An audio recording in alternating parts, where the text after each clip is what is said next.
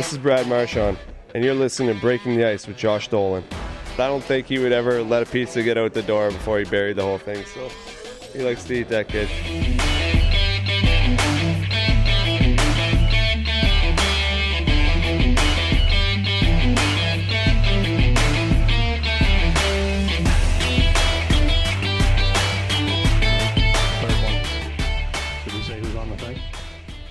Should we? I don't know. You put all this shit on social media, some special guest. Okay, yeah. We got Mistress Carrie here. Oh, no way. Where is she? Or she has us here. Yeah, we're you're in welcome. We're trapped.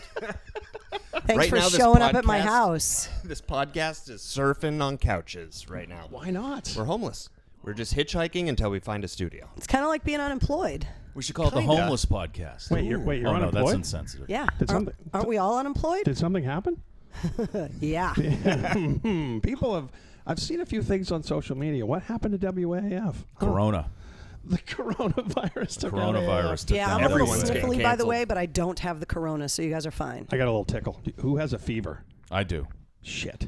And it calls for more cowbell. The only prescription is more cowbell. I miss my cowbell button in the studio. Yeah. Do you have a cowbell here? Yeah. I could get one on my phone right now. Do you want to make it part of this? Download it. I don't want to go dig it out. It's with the triangle and the tambourine and the harmonica and the kazoo. I had a little assortment of musical instruments in the office. Start a band. We didn't It's a do the little right show hootenanny. prep for this show. Obviously not. That's why we're fired. That's right. Because we suck at our jobs. This is why we're fired. I forgot to bring my triangle to work today. You're gone. It's a station that does Jesus. Also, I just want to say how much I love this room. Yeah, talk about the war room. Yeah, you guys are in the war room. Welcome to the war room. Literally, there's war all around us.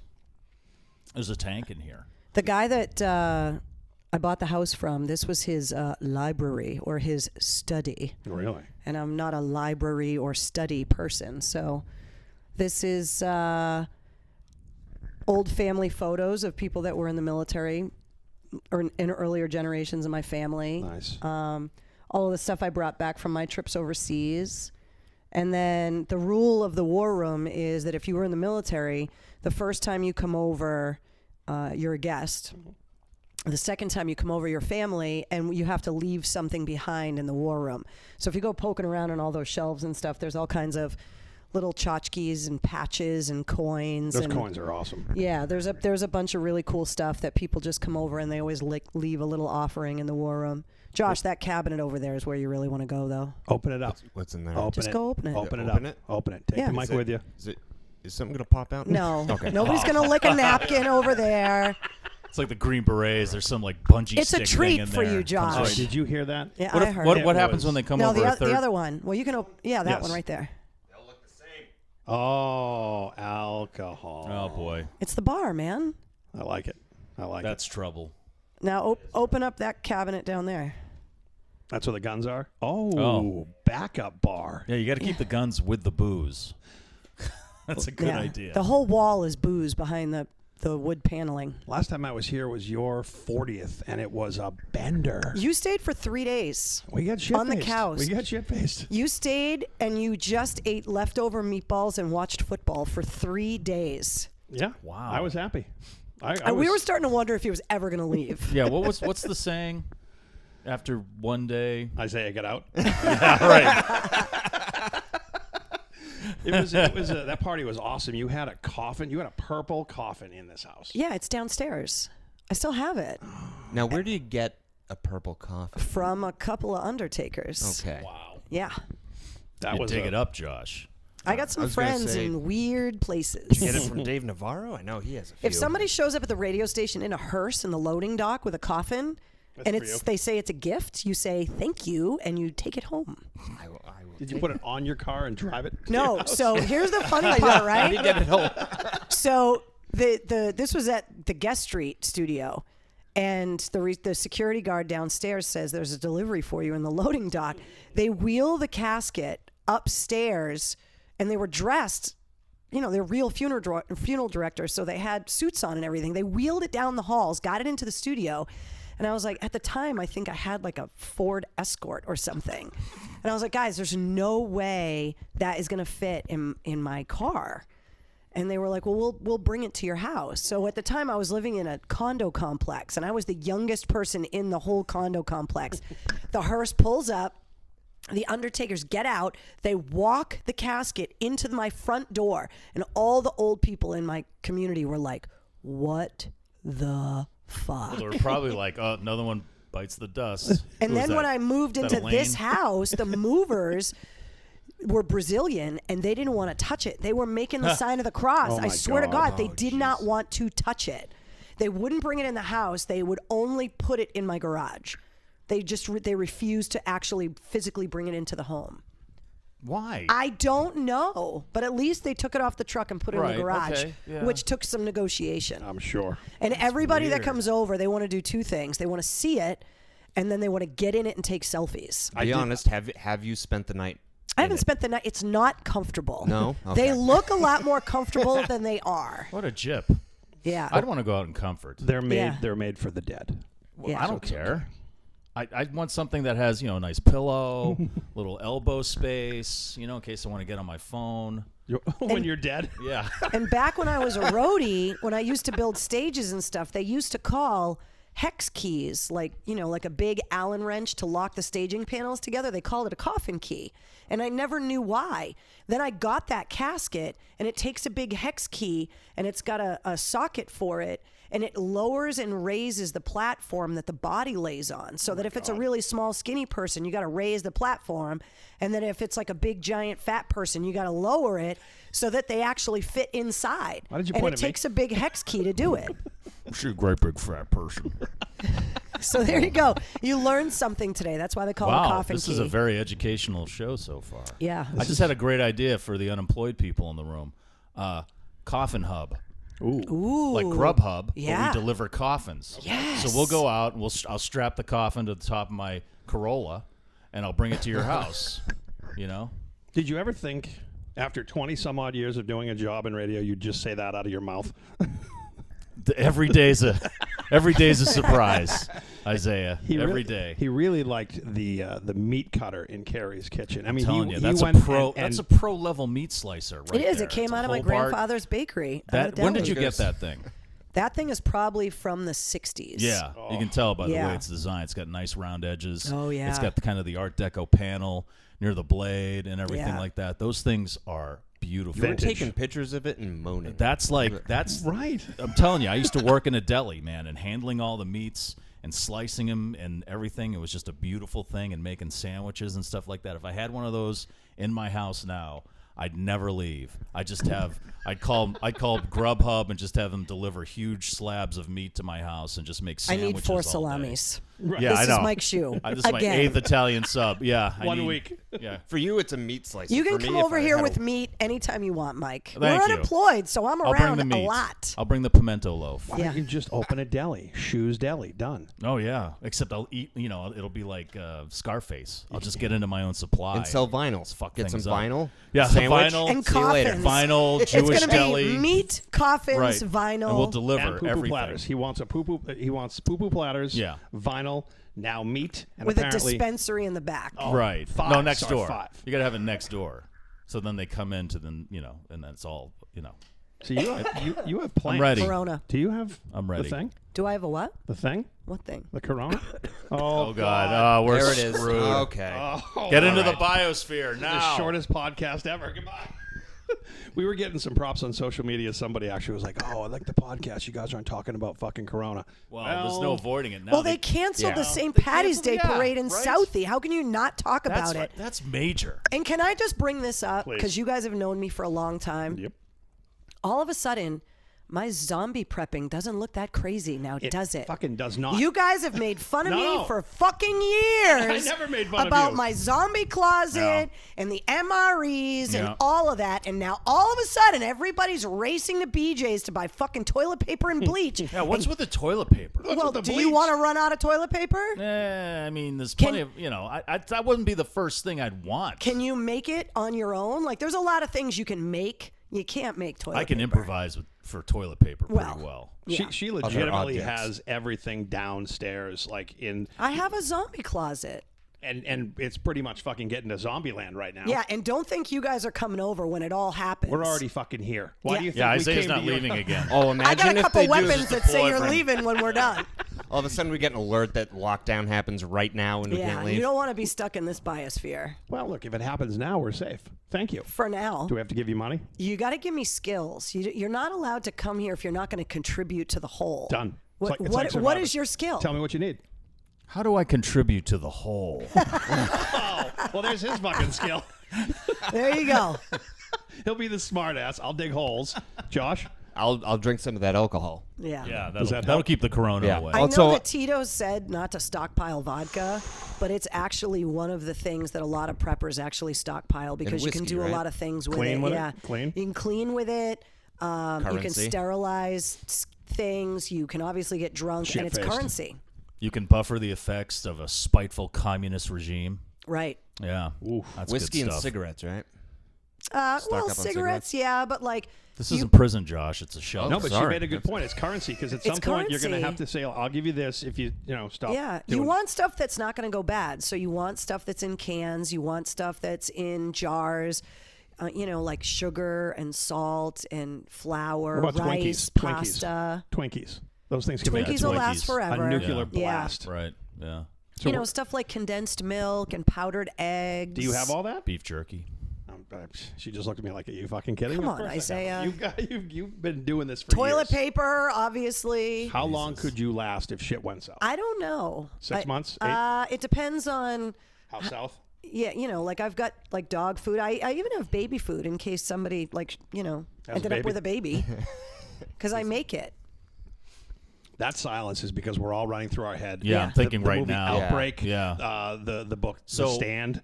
So Walking you can, Dead. You're ready for zombies. You're ready for a plague. Are you ready for a plague? Like, can you wrap the house in plastic? I Do you mean, have it's a going to hazmat take some suit? duct tape. Do you have but- gas masks? Yeah. You buy all the duct tape when they tell you to buy it. Yeah, you got 'cause the I'm duct plastic taping this. sheeting, the Visqueen. Yeah, you got to have all that. What about invasion? Like, say we got a Red Dawn situation You're happening. in the war room, Right. Mike. I'm just saying. I see the old M1 rifle up there. I don't know if that's going to take out the Cuban army. I guarantee Yeah, you she's got probably not. weapons downstairs. No question. If she has all the toilet paper, she has a goddamn Did you knife. see those over there? What? With the Will little this tank. microphone reach over there? It should until all the glasses go. Oh, Don't, God, don't watch go. out. Careful. Oh, oh, Careful. oh. What is that? Oh, yeah, there it is. God. Dude, we need to put that. Take a picture of that. Is at that some Yeah. point. from This Rambo? is a sword that one of the guys I met in Afghanistan made out of a blown up Humvee for me. Take a Wow. picture. Can you take a Good picture Lord. of that? That's fucking. What is that? That's meant for killing. That is meant Yeah. for killing. That is crazy. Holy shit! Right? You want to know where Mistress Carrie has been? Boom! Look at that picture. Like, It fuck, weighs like 30 pounds. fuck the radio station. You're just going to be somebody's bodyguard. And then if that doesn't work, you go old school. What is that? Take a It's a picture Zulu of that. war club. Oh, you hit someone Like in the I noggin. brought it home from Africa. That's a black shillelagh. This thing will crack your skull open. Yeah, look at that thing. That's solid Yeah. up top, right? Yeah, feel so it. that looks like I thought it was a pipe. this at looks. first. It looks like it. It's like It's weighted perfectly. It's like a nut bag on the end of a rod. It looks like a thigh bone with the does. ball. Dude, on- that would Yeah, kill it you if you weighs. hit It's got somebody that in the little- Oh, temple. if you hit somebody in the head with that, they would die. That Yeah. little point on the end. Yeah. That cracks the skull. I The brought it rest home just from tendons. Africa. It's Did you kill someone for it? I did not. Oh, okay. I feel like if we go to Walmart today, you're going to fucking need that. It's a possibility. wipes. In the toilet Yeah. paper section. Does Walmart carry these? Oh, There's a lot of weird stuff in here. That's why I wanted you guys to come and hang out in here because there's a lot of weirdness in here. This is a real ISIS flag. It is a real ISIS flag. So on the Wow. table where we have all the recording Not a stuff, replica. That's This like is an a- actual No, ISIS that's flag yeah. from Did you- the bad guys. Did you pull that off of a guy? I did not, but selling someone brought it back for me Oof. that had close personal knowledge of the person that had it before it was or a taken part of from them. I'm sure that ISIS would be very happy to know that that was sitting in my house with a mimosa on top. They're not getting anywhere near Fuck this house. I them. know you have the yard mined, probably. Here, let me put this down. Yeah. There is a clear path from where you park your car to the house. Yeah, If there's you walk there's a on the kill lawn- zone. That's like what 300-foot kill zone in the Yeah, front. something like that. It's a perimeter. You got like 700 feet in the back Yeah, here. it's a sniper's nest up there on Yeah, the roof. that's You know, right. There's a hole. You can open that like a tank and just. See, I feel good about it, except that she's coughing. So when Yeah. she dies, The disease is inside the house. Who Look, runs there the are other reasons to cough, but besides corona, like seasonal allergies. Did people not notice it's been 70 degrees? Oh yeah. Or you just have, a tickle in your throat, and now all of a sudden, You're dead. 2020 is wild. AF went off the air. We're talking about the end of the world. Yeah, What? right. Did you think at the beginning of the year we'd be talking about this? Patriots weren't in the Super Bowl. Yeah. Remember when we were just worried that Tom Brady was leaving? Jesus Oh Christ. my God.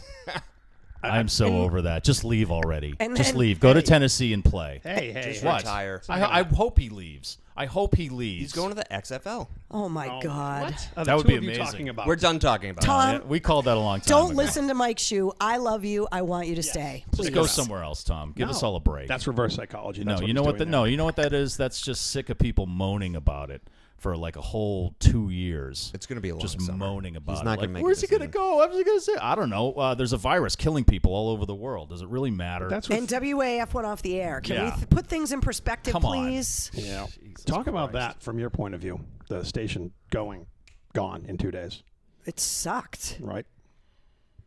I That's mean, a good way to describe it. yeah, That's It sucked. it sucked. I mean, let me put it to you this way: I got divorced. This is worse. Yep. And that was a shit show. And that was a shit show. But I was at AAF 3 times as long. Right. Like, I mean, the day that they told us, and Mike and I were sitting there, like, I just kept looking at Mike. And Mike is one of those guys that you can never really tell what he's thinking. Like, he doesn't show 'Cause I'm his Chinese. emotions. No, seriously, it's the Chinese. You don't show any emotion. It's like they just killed your child. You're like, okay, well, Push we're it gonna down. have to take care of Push it this. down.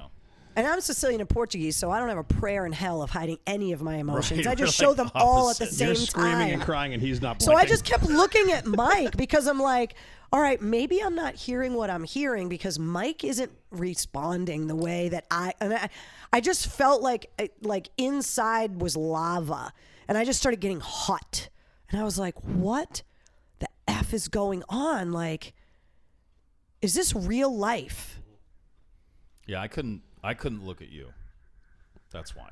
Yeah. Because I just start crying. So I Yeah. was just looking down, shaking my head, processing the words as they were coming in, and I couldn't look at Joe either. Yeah. Joe Calgaro, was the PD, because he had that look on his face like he was going to cry because he had put a lot into it. Well, he also. moved his family across Yeah. the country. Right. Right. That was the reason Specifically to why. work at WAAF. That was the whole point of Yeah. him uprooting his family, moving, all of that. And, I just sat there and I was fully expecting, because I've joked about it, you guys are going to have to call the cops and drag my ass out of this building. Like, I've made that joke for years. You guys better be careful if you fire me. You better call the cops.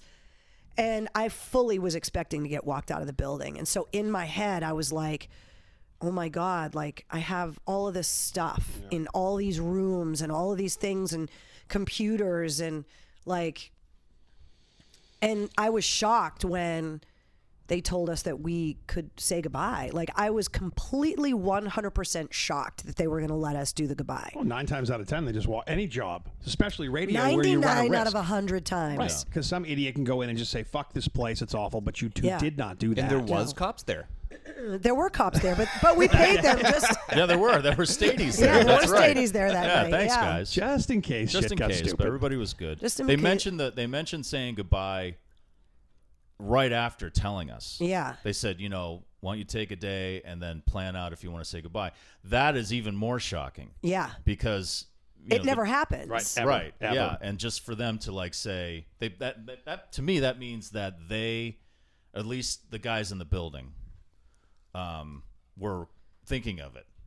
Well, Anyway. and they trusted you. They Right. trusted that you Yeah. weren't a degenerate that was going to go mean- in there and just start yelling, right. fuck you, this thing. No, you actually took the time to prep like you do anyway for a huge 2-day show. Well, I just, for me, and I think I could speak for Mike, but just for me, there was no way that I was going to disrespect the station that I loved so much Nope. and squander the opportunity not only for us, but for the audience to say goodbye by going on the air and just yelling fuck and screaming. And No. like, that would not have served any purpose at all. And it would have been an insult to every single person that we got on the air those last 2 days. Right. The listeners, the former staffers, the bands, everybody, to send that thing off right. It would have been selfish, and it wouldn't have done us any good. No, because we're looking for jobs. Right. Think about that. That was Well, your last broadcast, you said "fuck the world." I don't know if there's a So place if for you shit hits here. the at fan here, are you Magic going to do the 106. same thing? Right, exactly. You don't react well in a tough situation. You set the building on fire. You seem to have a short fuse. We'll call you. What's been going on in your world since? I feel like, I just feel like I'm in the middle of like a cyclone. Like, you know, everybody's been so awesome on social media and stuff. Like, hey, what are you going to do next? What are you going to do next? And, you know, I'm taking the time to plan it all out and do it the right way. It's like we were in the middle of rebuilding AAF. And for a lot of people that may or may not know, like I was the assistant program director. So I had a whole list of responsibilities outside of being on the air. Right. And I was spending months and months and months like working with Joe and coming up with a plan, especially since the holidays. Like the month of January, I was in the office till 10, 11 o'clock. We were working. Yeah. Mike was looking on the throwback weekends. Those we were working awesome. on all of those song lists and stuff. You guys lived at the office. We were at the office all the time. You know, even on the weekends, people were calling in sick, and we were getting called in to cover shifts on the weekends. And so the day that they told us that the station was going off the air, like I was already exhausted.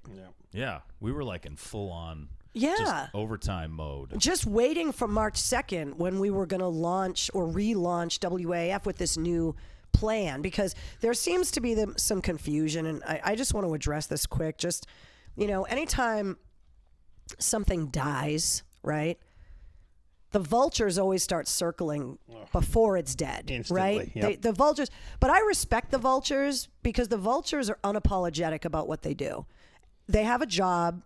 They're there. They advertise that this is what I am and this is what I do. I have respect for the vultures.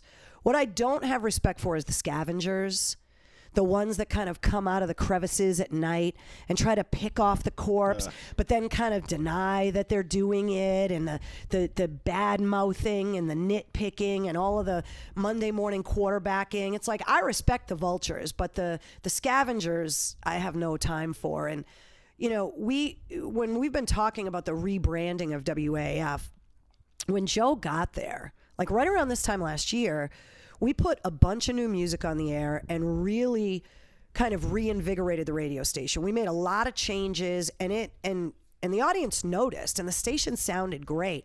And that was all before Hillman left. Right. Hillman leaving, none of us knew. I don't even think Hillman knew that was all going to happen.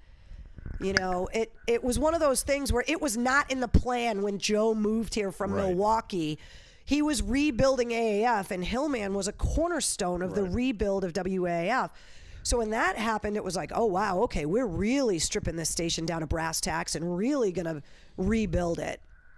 And so the relaunch of the all-new WAAF with really retuned music, which you can hear a lot of the music changes if you listen to the radio.com app or you listen to the HD channels.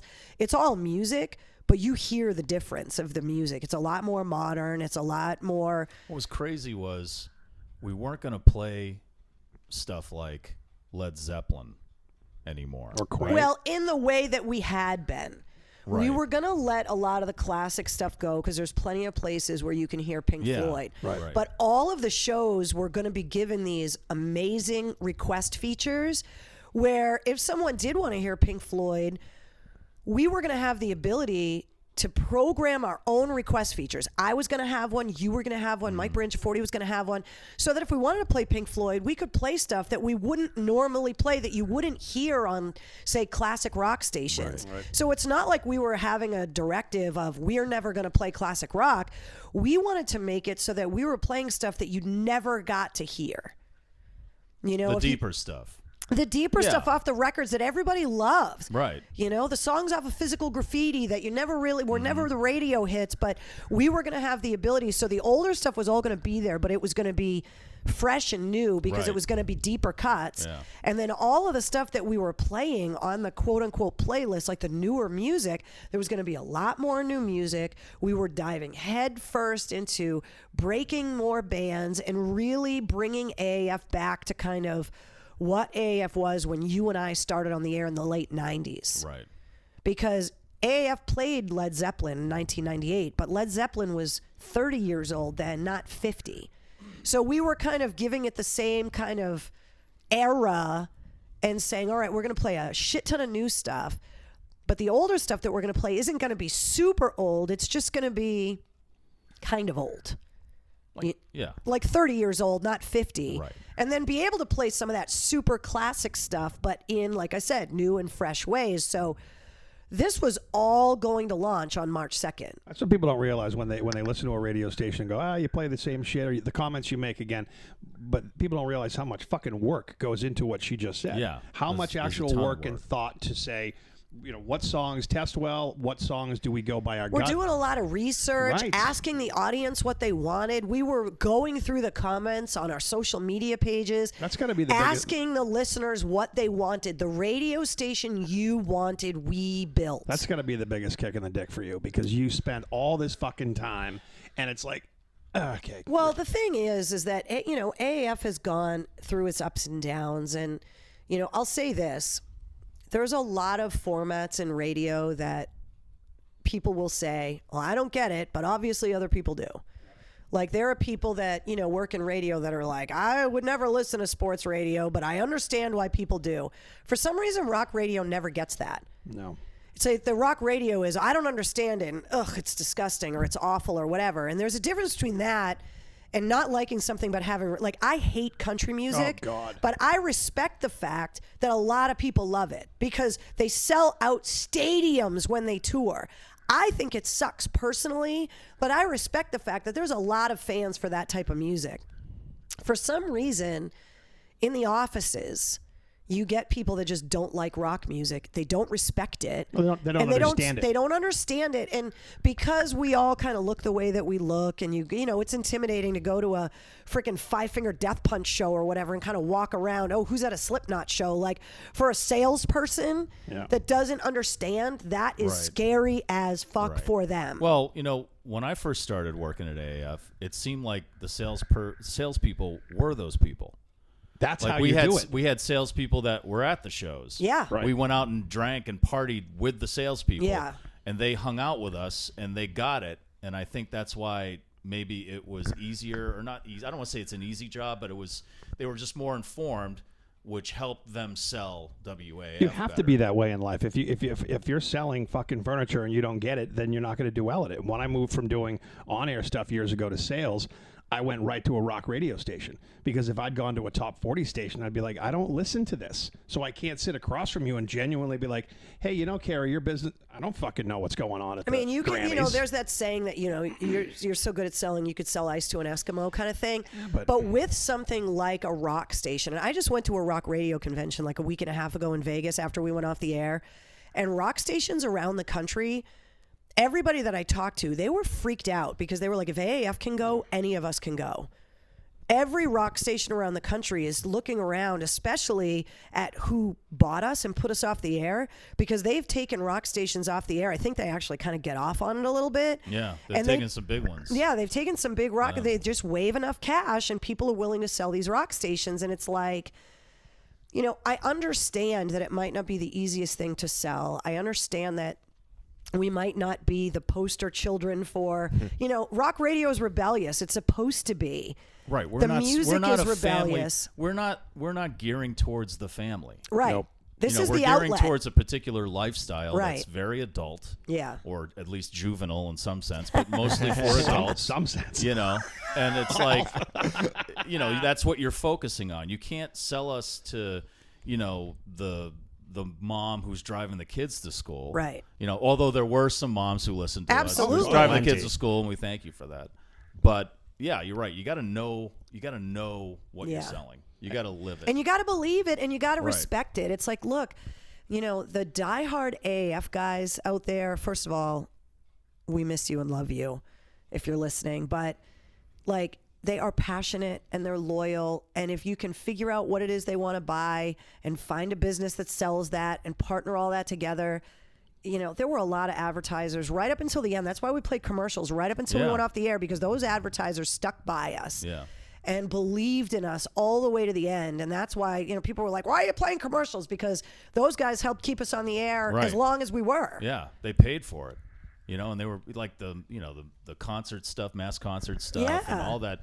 Yeah, that's why we played all that stuff. Yeah. You know, and Josh has had people reaching out across social media now that want to jump on this thing. Oh my God, yeah, so many, and like you said, that they're so loyal and diehard that they're coming over to the podcast now because they're like, we're the only ones that understand each other. Right. Yeah, we're a gang. We're a group of people that we just have to love the music. And it doesn't matter what you look like. It doesn't matter what you do for a living. None of that matters. It's like, let's just go to a show and have a blast together. And that's all that we need to have in common. All the right advertisers were always an extension of that feeling, that gang. Yeah. That, like, they got it. And I think when things started, we've all been in radio long enough that when it started to deteriorate is when, you know, you don't have that dedicated sales staff for a WAAF. You know, you've just got someone that's like, well, you know, I could sell a sports station and a music station. I'm going to go here because it's a little bit easier. I understand sports more. If you don't have those people sitting right there going, I fucking breathe this thing. Yeah. I get it. I'm going to go out, get fucking baked, and go to that Slipknot show, have a hangover the next day, but then be able to look at an advertiser and say, yeah, I was there. I was with Carrie in the pit and broke my finger. And they're like, fuck, that's cool. Because they know whatever they're selling is to that audience. And you just have to have a healthy respect for it if you don't understand it. And understand that the audience is loyal and passionate, even if you don't get it. You don't have to get it, but you have to respect it. And so to go back to your original question, like, I was so exhausted already the day we got the news. And then the whole craziness of the goodbye. And then, you know, I woke up like that Saturday.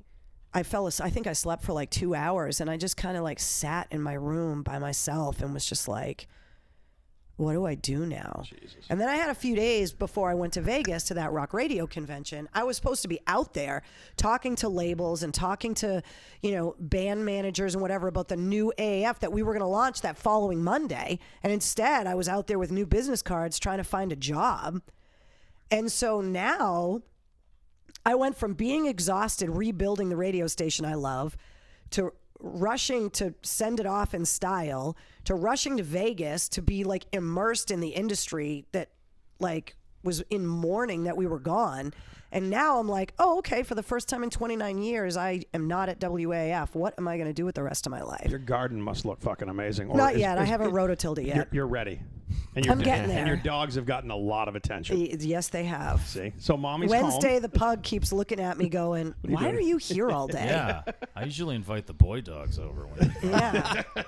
So it's like I'm just spending a lot of energy right now just trying to figure it all out, but it's exhausting. Like I think I may be just as busy as having a job as when I worked at AAF. But that's good. That's good. No, that is very and anybody good. I'm listening very to this fortunate, can relate to any job that you may lose or someone buys a company. Because we're not the only industry where fucked up things happen. People buy companies, people merge. Oh, yeah. Absolutely. I mean, shit, my wife works at a pharmaceutical company. Those things are global and shit changes every 15 minutes. And it's like, sorry, that's what's happening. It's the corona. That's what it. One of them needs to come up with a goddamn cure, make $1 trillion. They're working on it. Oh, by the way, the government of France, just as a PSA, since we're talking about the it. weapon down.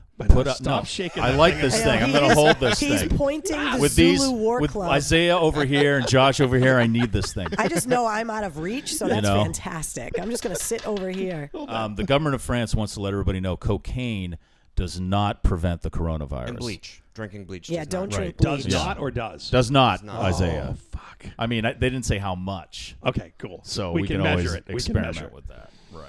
Yeah. So I'm trying to do all of the things that people are mad that I didn't do when we were still on the air that I never had time to do. Yeah. You know? So there's a lot of stuff coming. I'm working really hard. I'll have some announcements. How was that conference, the Rock Radio conference? It was crazy. I mean, everybody kind of wanted. I had to tell the story like 100 times of what happened. I'm sure. That's exhausting. Right. Yeah, and it's, you know, on one hand, it's like, you know, the only thing I can attribute it to is a death. It's like the funeral, and then, you know. Or you went to your own funeral, first right. of all. That's yeah. the fucked up part. And then it's like you don't want to talk about it, but at the same time, it's like if you don't talk about the person, it's like they were never there. So it's like I want to talk about the radio station and want to talk about it, but it's really hard because I was so emotionally connected to the place for so long. And the industry was just, like, they put me on a panel with a bunch of other female programmers. And they were asking us questions about programming philosophies and all of that. And then when they got to me, because they would ask a question, then everybody would answer it.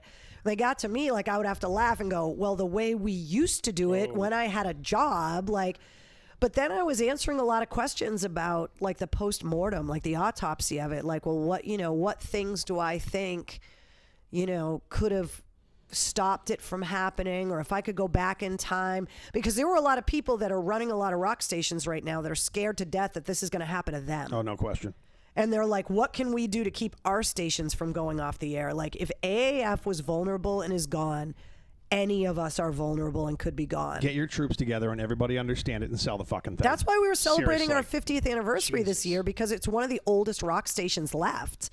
And that's why, industry-wide, it was like, oh, shit.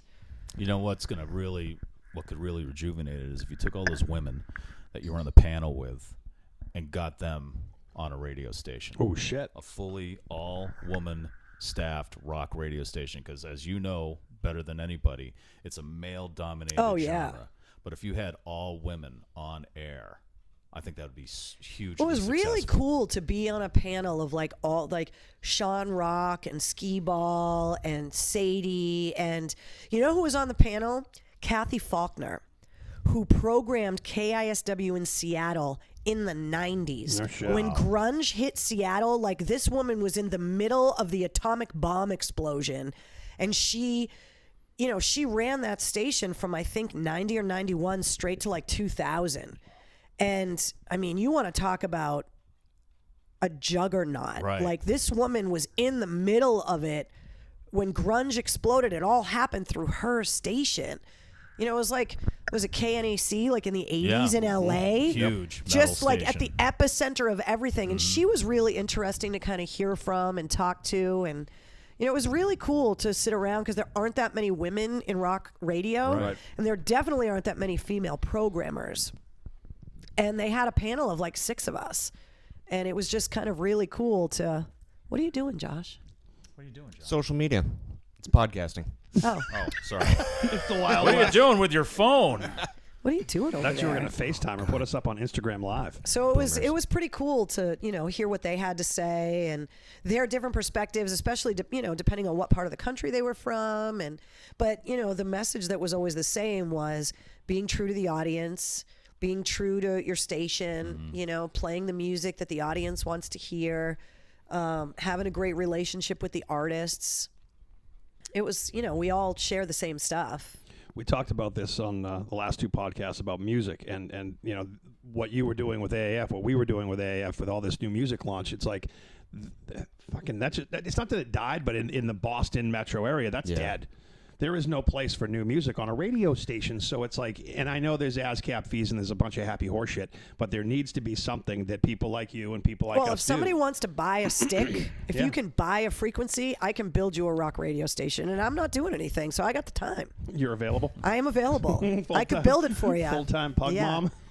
Well, that's gonna take large corporations to get to a point where they're like, or not. No, I'm saying when they burst and push the stations back to where someone can get, AAF at $11 million. That's a lot of money, but it's not really a lot of money. No, the 107.3, that's the like, some people are confused. Like, all they bought was the frequency. Right. It's like 107.3 and WAAF were married and they got divorced, and 107.3 went. But WAAF, the company still owns. Right. They still own the brand. They still own the call letters. That's why you can hear it at radio.com and why it's up on the HD channels. But if somebody wanted to, spend some money and buy a signal somewhere. It can happen. Because we were privately owned when I started working at AAF. We were privately owned by a guy with the best radio name ever, Zen Zappis. And the name of his company was Zappis Communications. And when I first started working at AAF, that's who owned us. And we thought, or at least I thought, that when we got bought by a big company that it was a good thing. And you know, I look back at like the cowboy days of being privately owned, and whew, those were some fun times. That's when shit went down. When you didn't really have to, once you get too big in any business and you're way ahead of, you know, it's the decisions that got made with 107.3 had nothing to do with the people in Boston. You watch over the course of time, K-Love will keep buying these rock radio stations. Yeah. These are these motherfuckers back in the 90s or the 80s that they were saying Judas Priest is why your kid killed himself. No, it's because you suck as a parent. Remember all those Bible thumpers that were always pulling like Twisted Sister in? I just watched some old clip of Al Gore. Oh, like, the PMRC. Yeah. It just, those are the types of people that now and have. Ozzy, wasn't it Suicide Solution? Got everybody right. freaked Which out is about like that. one of the greatest anti-suicide, anti-drinking and drug songs ever created. Yeah. You know, but they didn't bother to read the words. No, They why just would saw you suicide. do that? Right. Exactly. Also, if you hear a song and it convinces you to do it, you were going to do it anyway. Right. Yeah. If it takes a song. But they needed someone to blame, so they blame those people in the black T-shirts, those rockers. I don't fucking. She's got purple hair. She must be on meth. What the fuck are you talking about? I don't have the money to buy meth. I'm unemployed. Maybe you should start making meth. Wait a minute. Breaking the Ice podcast, but breaking bad. Breaking the ice bad. Meth. We could do this. You know, it's the same as one. As our, no, give me my stick. That thing's making me nervous. Is that our Jesus. Our company once called them. Not the current company, but I think it may have been a few general managers ago. Yeah. Called them black T-shirted thugs. Yeah. And this is a reason why WAAF, and to Carrie's point about a big company taking over. So this is the reason why WAAF didn't have black T-shirts for a while. For years. Because stop it. Because it gave the wrong image, they thought. It had a black T-shirted thug image. The only people who wear black T-shirts are the kind of people who end up in jail or who beat their children or who kick puppies. And let's or be eat honest, babies. there were a lot of our listeners over the years that we've laughed at because their mugshots, they were wearing AAF shirts. Well, so that's it did true. happen from time to time. We appreciate the marketing. It did happen. Every once in a while, we'd get an email or something, and it would be somebody's mugshot with an AAF shirt. But that's why when we got the new rock bus, like in the late 90s or early 2000s, that's why it wasn't black. It was purple and blue, and it had flames and whatever because they didn't want anything to be black. Right, because they thought that just... It was bad the imaging. Perception, it was bad that a rock... God forbid someone who listened to a rock station or someone who worked at a rock station wore a black T-shirt. That came from some bitch wearing loafers. That's what it was. It was some suit somewhere that didn't understand. And they went, I don't get this thing. People it's who noisy. wear black T-shirts don't commit crimes. It's wife beaters. You're fucking right. That's Everybody knows that. It's in the name. It is in the name. Good call. But then there was also a point where they told us not to give the devil horn sign in photos.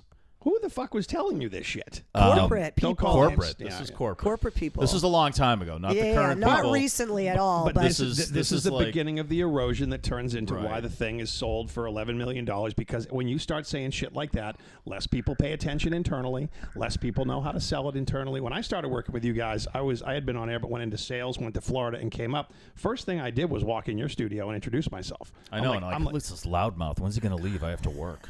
God, really? He is so obnoxious. To open up your mouth and flap. Smells weird. Sorry. That's just fucking rude. No. At least you're not waving the stick in my face. But I did. I walked right in, introduced myself because I'm like, I get this. I get it.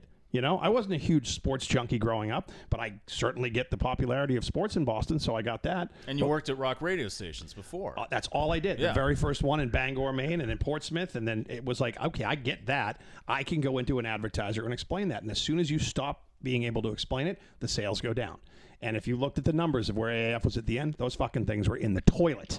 And it made us on a discount rack to sell. Yeah. If you can't sell your shit, well, when you've it's got gonna end people in poorly. suits that want to attract a wider audience for anything, then you can't focus on the diehards because you want to be mass appeal. And I remember at one point, and again, it wasn't recently, I don't want anyone to think, you know, there are people like Ron Valeri who lived and breathed fucking WAF and fought like on the mountain for it. Same thing with Joe. Like, I was so excited. You know, I hated to see Ron retire, but then I was so happy and so encouraged when they brought somebody like Joe Calgaro in because he's such a rock guy. Yeah. You know what tipped me off about him?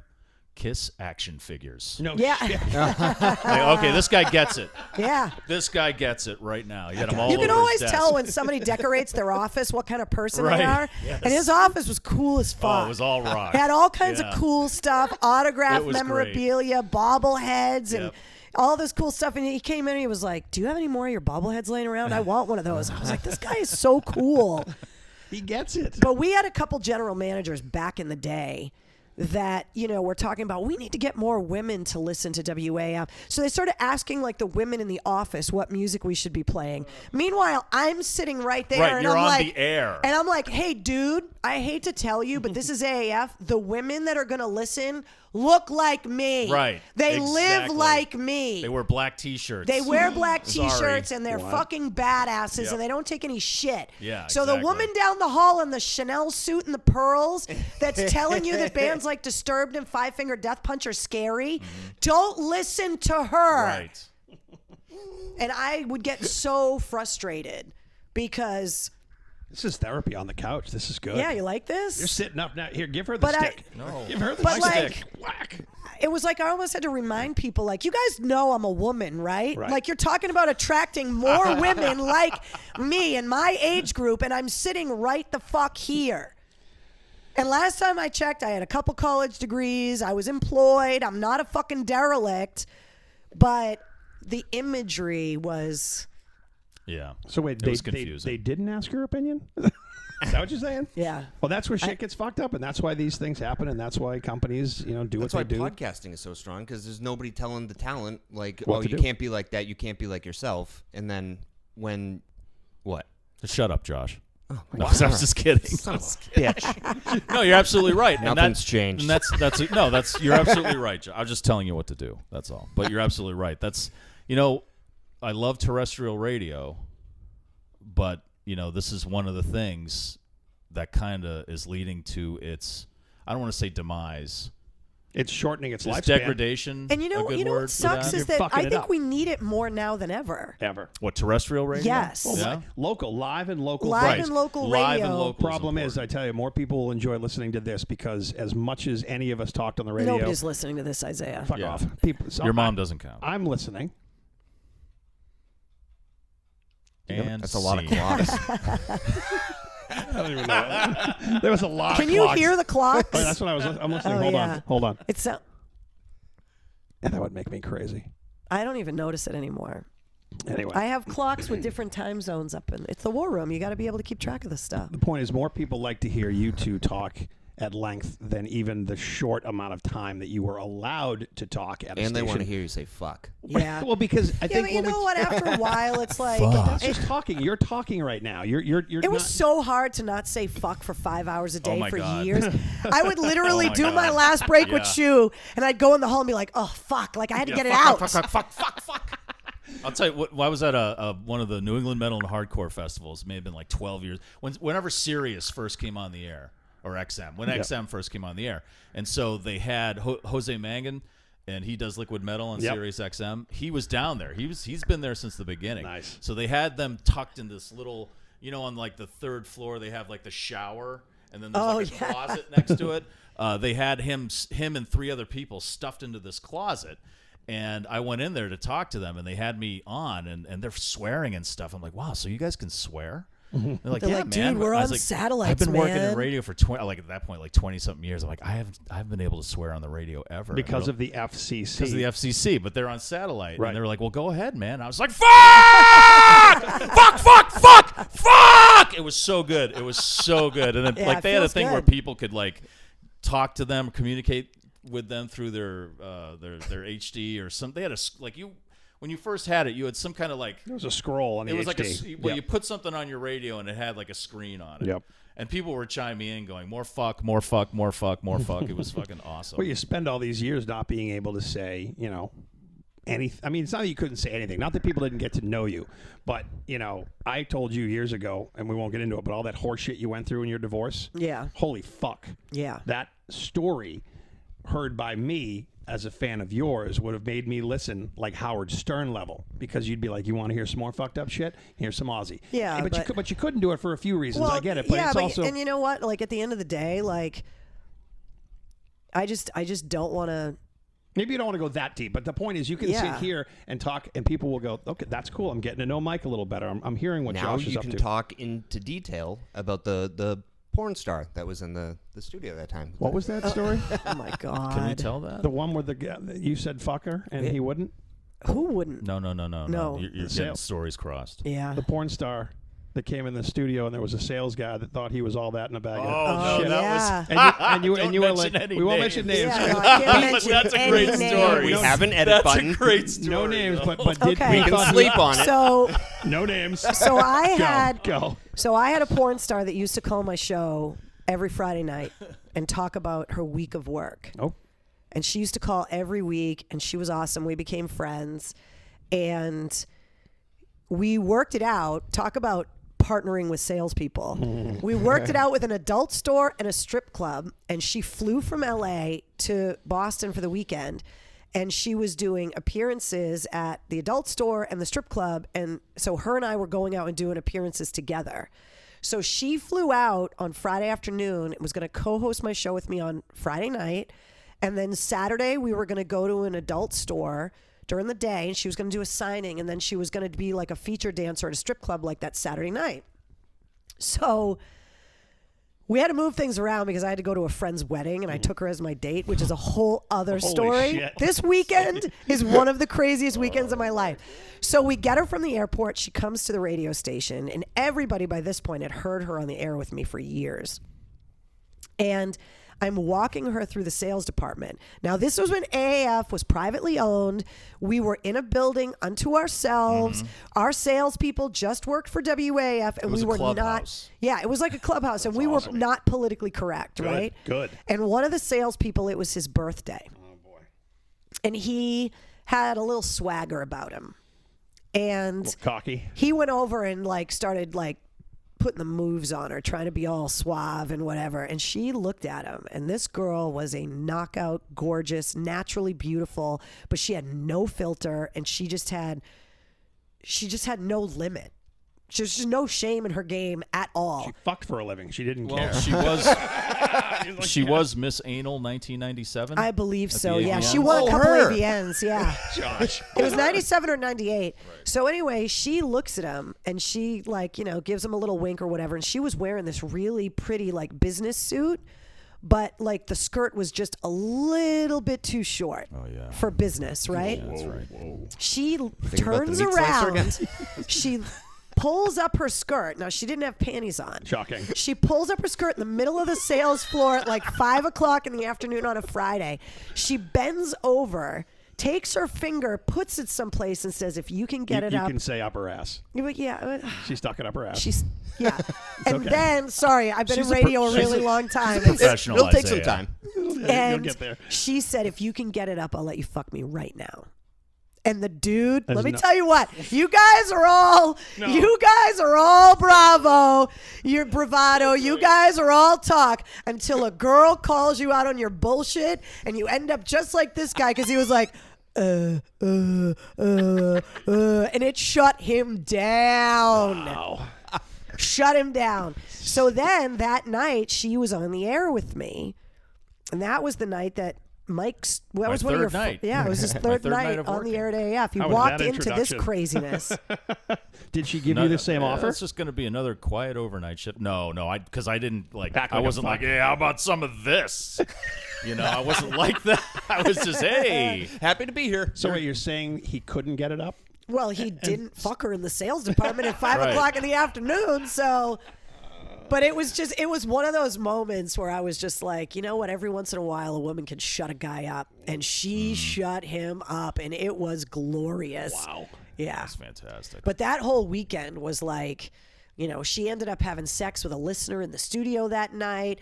Yep. And then the next night, I got a limo company. One of my college friends got married at the Marriott Long Wharf. and I took her as my date. And I asked him ahead of time. I was like, dude, my friend's in town. I can't leave her. Like, we'll get a room at the hotel or whatever, but like... She does porn. But do you mind if I bring her? And he's like, well, she's not going to like... And I was like, no. Nobody's even going to know who she is. She's going to fuck because she was naturally beautiful. It's not like she had these giant fake boobs. Right, and, she didn't have a lot of work done. Yeah, no. You couldn't tell. And what was so funny, he goes, who do you think you are, Vince Neil? I showed up at his wedding in a white limo with a porn star as my date. He was like, what the fuck, Carrie? This is my day. You're ruining my day. So, dude, we're at the fucking wedding, right? The wedding was beautiful. It was like 400 people. It was beautiful. And first of all, one of the bride's uncles recognized her and came over subtly with a napkin and asked for her autograph at the table. I was howling. And then I had this moment where I'm sitting at the reception and I turn around and my porn star friend is teaching everyone on the dance floor like how to do like the Macarena or one of those dances that you have to know the steps to. Was grandma out there? And I was like, oh my God. That weekend was probably one of the most rock star weekends I've ever had. Was that the weekend where you wore the panties with the vibrator built in? Yeah. We gave the remotes to the interns. Yeah, you gave remotes to the interns. Yeah. So was this for a bit or just like... We were on the air and we just gave the interns the remotes. Not just for fun. This is for work, Josh. We were on the air, so it was work. Yeah. Tax write-off. Exactly. The show prep that went into that. That was pretty funny. Hold on. Did any of the guys make you...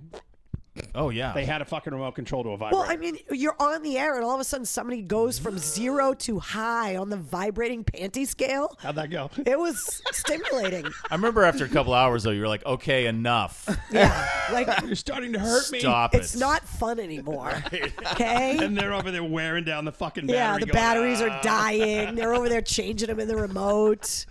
We had some good times back in the day. There were a lot of times that we couldn't talk about on the last couple shows because we're still like on the air. Corporate was like listening very closely with the they were worried. You guys had Liz Wilde on right before I came on. I remember the two of you got kind of pulled out like, Jesus Christ, people are recording this. Everyone's waiting for you to fuck up. And well, you because guys like, no. what did she said frickin'? She said frickin'. And someone thought she said fucking. Right. And they were freaking out. And we were like, guys, they pulled the audio, they sent it to Joe right away and said, this is what's happening on the air. That's the story you just told to where we are today. It's so fucked up. The fact that people are sitting listening going, oh, when they say goddamn, take them off the air. What? Come on. And like back in the day when Mike used to do overnights, I would sign off the air and say, I'm handing the reins of this bucking bronco over to Mike Shue. I used to say it every night. Yeah. And so the last couple of days, he was calling the station the Bucking Bronco or the Bucking Bronc because it was like an old throwback to the early days for us. And somebody heard him say that and thought that he said fuck. Said fucking. Yeah. What was that song by Extreme? Get the funk out. Get the funk out. Yeah. I think I was working in Bangor. That was the early 90s, wasn't it? Maybe it was Portsmouth. 90, 91. But I remember we played the song and some fuck made a huge scene. And that get the funk out. F-U-N-K, not F-U-C-K, you illiterate stupid moron. Mm-hmm. But they made a stink, and it creates enough of a swirl that, the program director has to respond because it's the Federal Communications Commission. Just think about how stupid that is today. Right. It's like, imagine if Twitter was around then. Is there a less controversial band than the guys at Extreme? No. Are you kidding me? Right. I love that More Than Words song. That's such a beautiful And it was so song. cool that those guys called too the last day. That was so cool that they called. Yeah. And, the best call, my favorite call was from Morgan Rose. That was a really that was Thursday. I mean, Brent from Shinedown had some really great words. Morgan was very solid. encouraging. Sully from Godsmack was great, but Morgan was it was just so natural. His reaction and so real. Yeah. And well, he didn't know. Right. Because like he said in the interview. He was kind of like saying what we were saying. He saw me post something on Instagram and texted me and was like, what the fuck is going on? Yeah. And I just sent him like this quick text and I was like, 107.3 got sold. We're going off the air tomorrow. And he was like, I need to call you. And I sent him the hotline and he called. So his reaction, he had only found out like 5 minutes before. Right. So that whole interview, he was legitimately in shock. And after that interview, we were done for the day. Right. And I went into the other room and stayed on the phone with him for like 45 minutes. Yeah. He wanted to know everything that was going on. He wanted to know what the hell I was going to do. And I mean, I hadn't slept in days. I was like, dude, I don't know what I'm going to do. Like, we just got to worry about being on the air tomorrow and getting through midnight. We were still trying to figure out what song we were going to play last. Like, we just didn't know what the hell was going on. See, that was compelling. And I was sitting in the Denver airport because I was out in Denver. I came home a day early to hang with you guys. And that interview kept me listening. Not that, okay, you get through what the fuck's happening. But when you started telling stories about when they were making home and when you went out and you did all this shit and you passed out, if you will, on the couch. I did not pass out. I fell asleep. You fell asleep, but John, fucking shit-faced, sleepwalking, is pissing on a fucking penthouse, and you can't say it like this, but that's coffee table. What was compelling about it is how are they going to get through the? I can see what's happening, and I know she's sleeping, and John's fucked up, and he's pissing on a penthouse because you're describing that's the art of radio, Yes. dude, is being able to tell this story without using all your foul language and all of your filth and flarn. I like the filth and flarn. Well, I know, but It was a great story. Those 2 days were but filled with that shit. The thing is, to go back to why I think terrestrial radio still has a place, is that like right now people are listening to this podcast, hopefully, but they're listening when it's convenient for them. Exactly. Where they're not all sharing it at the same time. Like, think about all of the things that have happened, and a lot of them we talked about it the last couple of days. Things like 9/11, things like the marathon bombing, where even the night we went off the air, the audience was all experiencing that at the same time. Yeah. We knew at that very moment, we all felt the same thing, we were doing the same thing, and that creates this community. And that's something that, unless you're doing a live podcast, You don't get. you don't get that with Right. podcasting. And you don't get it with As it Ryan Seacrest happens. either. No, Right. pre-recorded shit from some other market. And you don't that's get the that. beauty of terrestrial radio. When people talk about the things they loved that they heard us, like when we got locked into the studio during the blizzard and LB was making corn dogs in the fry-later at 3 in the morning. Yeah. These were all things that were just happening organic, live in the studio, and people were like, I want to be a part of what's going on right now, so I'm going to listen. Right. And that's the disconnect with all of this amazing new technology we have. But why I think, like, everybody talks about social media, we're more connected than ever, but we're really more isolated than we've ever been. Oh, because everybody's hiding in a closet doing that Everybody's shit. on their phone. Right. And that's why radio still, in my opinion, maybe I'm old school and out of touch, but I feel like there's just this community thing where we're all still, like when Mike and I were in the studio every afternoon, it was just he and I, and we were live, and it was whatever the hell came out of our mouths, and whatever feedback we got from the listeners on the text line or whatever was live and in that moment. And I love that spontaneity. Oh, yeah.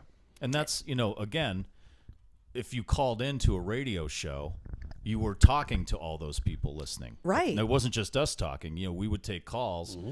Those people would be giving their opinions, and then someone would call up and go, "That guy's a douchebag," and it's like being in the middle of a hornet's nest. It's fun. Right. That's the kind of. I think we mentioned this in the last episode. That's kind of like the original Twitter. Right. Were we talking about that? Yeah. So you're on the air, you're taking calls, talking about something. People are exchanging ideas. Yeah. And they're doing it not face to face, but at least they're using their voice. There's nothing like now live it's just radio. like There is It's nothing just like so live radio. fun. Right. And even if you're not playing a part actively in it, if you're not the caller or if you're not the DJ, it's fun just to listen to, because you're like, all right, everybody, like when people would call and they'd be like, I'm in traffic right now and my windows are down and everyone in the cars around me, we're all listening to the same thing at the same time. right. Like, everybody was playing the air drums. Yeah. At the same time. Right. Yes. Everybody was singing or screaming at the same time. I'll go back to WKRP in Cincinnati when Dr. Johnny Fever realized when he told people to throw garbage on City Hall's City Hall stairs, he's like, they fucking did it. That wasn't real, right? Yeah, it was it's just not a TV show. It's not a real radio station. What? Let me ask you this question, Isaiah. Bullshit. Now, let me ask you this question. Who did middays and afternoon drive on WKRP? Wow, good question. Well, because Johnny Fever was in the afternoon. morning. Was no, he was in the mornings? morning. Middays. And then after- Venus Flytrap was at night. He was real. Don't you Well, fucking who tell were me he was who was real. doing the air shifts in between? They weren't voice tracked. No. I mean, they were playing That's records right. back then. They were using reel to reel. Oh, Yeah. Les Nessman was doing the news. Right. Right. Herb Tarlick was selling the station. Right. Bailey Quarters was the promotions girl. Right. Jennifer was the receptionist. She was running the show. The big guy, Arthur Carlson, was the boss. His mother was a bitch. Yeah. I think it was just mother. Yeah, his mother. And then they brought in the country program director, Andy Travis, from another market to run the radio station. Right. So don't you tell me that wasn't real. Okay. There was nobody doing middays or afternoons. All right, you're making a point. All right, I'm just saying. Johnny Fever was not on the air 10 hours a day. I feel like he wasn't he nights, and then he was sleeping in Andy's office, and Andy said, "I want." No, to put that's you when in he went mornings." out to California and he said booger on the air. Booger, right. Oh no, yeah, and he got fired. Booger. And then he came back and Andy put him on in the overnight. Right. And he was sleeping in the storage closet. That show was amazing. Yeah. That show is one of the reasons I got into radio. That and I, just listening to the radio as a kid and being connected with that thing that was happening, and going, oh wait, there's a blizzard outside, blizzard of '78, and hearing someone the relatability of live radio. There's nothing like. But even that. going back to when you said you guys were locked in the studio during that snowstorm, I had somebody during those last 2 days come up to me and they're like, "Tell Shu and Carrie that day when they were on the air until I guess you guys went all night, right? All night. Yeah. He was like, I was plowing all night and that got me through it. And he was like, I always think about that when it's snowing out. And Right. like, Relatability. That's what I miss. Like, for as amazing as podcasts and all these other things are, the spontaneity of live radio is so, and being forced to work, like, as much fun as it is to say fuck, there is a certain fun in figuring out a way to not say it. Right. It's just fun. You got to be clever. You got to be clever, to, and you got to be. I think it was the headphones, because having these headphones on, I have them on now to listen to this, but when you're in this, you snap these headphones on, quickly, because people always said to me, like, dude, that's your favorite word. How do you not? I'm like, I think it's this. I always make the bands wear the headphones. I always would tell them, like, you will be more aware that you're live on the air if you wear the headphones, and it'll keep you from swearing. Right.